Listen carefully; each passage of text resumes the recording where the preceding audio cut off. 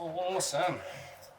So you've reached the top of another climb, and you're, first of all, step one, put yourself into the quick draw. Just like before, you can do this with the belayer holding you, or you can set up your personal safety while you're still holding onto the wall. We're going to transition to abseil this time, and we're going to do that because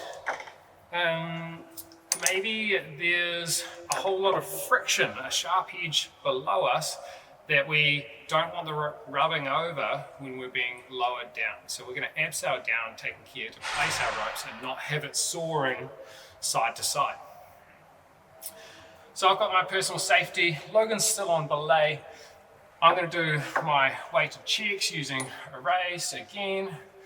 Cool, redundant angles, solid and separate, edges double checked all the way to my harness. Now at this stage, I am safe on this system, and so I don't need my old system of protection. So I've added, now I'm going to subtract by saying, Logan, off belay. Off belay? Off belay, Logan. So those 3 times are just to confirm, yes, you do want Logan off belay. Off belay, Logan. Cool. Now we're going to do some similar processes to get the rope threaded through there. Going to do our figure of 8 with a bit of slack. Again, I'm going to use the D-beaner on my prusik, and that helps to set me up for a stage later on. So the rope is connected to me. Now I'm going to take off my original connection before you subtract. Take this rope, thread it through the anchor. What we're trying to do is we're trying to set up our road down to the ground, and so that road is going to be 2 ropes that both reach the ground. I've put a stopper knot in so that if my rope isn't long enough for some reason, I'm not going to abseil off the end. The other thing it does is it means that my rope is now attached to the wall because I'm checking it and it can't go back through the anchor. That means I can take this attachment off my harness. Yep. Even though I've checked it, still want to just maintain some control over the rope. And now I'm going to pull the rope down. If it's a vertical wall, straight up and down, I'm just going to let the end go down the wall like this by pulling two-handed until the rope meets the ground. If that's more of a slab wall, then I'm going to flake the rope using lat coils back and forth over my hand. When I'm ready, I'm going to throw those lat coils, giving some warning to the people below me. Rope!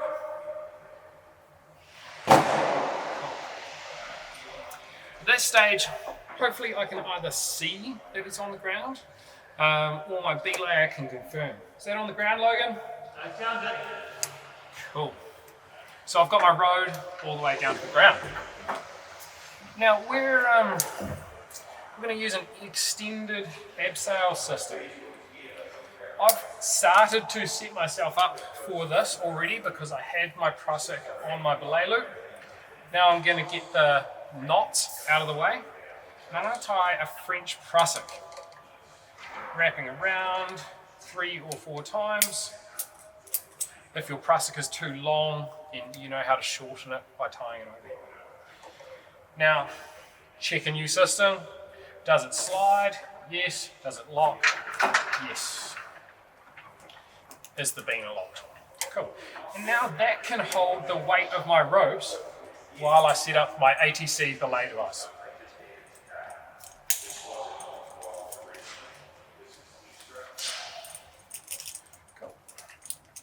Now the way I like to do this to set myself up really well is to make sure that the beaner is on the far side of my personal safety and the teeth are to the ground, and then I take the rope and I set it up so the bite is facing towards the openings at the front of the ATC, feed them both in, and then all I have to do is clip out, clip in, do it up.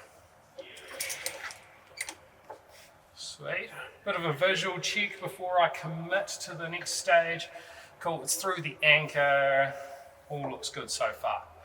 Now I want to belay myself in. To do that, I'm going to use a pull, lock, grab, slide sort of method, and I'm going to use a hand on the anchor up here. As I lift my waist, I want to belay in at that stage. If I lift my waist and then try and belay, it's quite hard. So you're using the tension along this part of the personal safety to help the rope run through the device. Now I've locked, I want to bring this prusik up. The way I do that is I put my hand upside down, I bring the prusik into there, and I'm taking care to keep on pulling down on this bit of the rope. So now I'm pulling the rope through the prusik till the point where I can hold it with this hand down there and slide the prusik as high as I can so that now there's tension on this strand going up my ATC, there's tension on my prusik, and there's no tension on my personal safety. So this is the weighted check. Check before you trust. Rope's going through there, it's correctly threaded, teeth to tail, this is locked. Prusik is in the right orientation, that's locked. And I'm looking down at the ground to see the stopper knot that I just threw and the other stopper knot that's poking out of the side of the pile of flaked rope.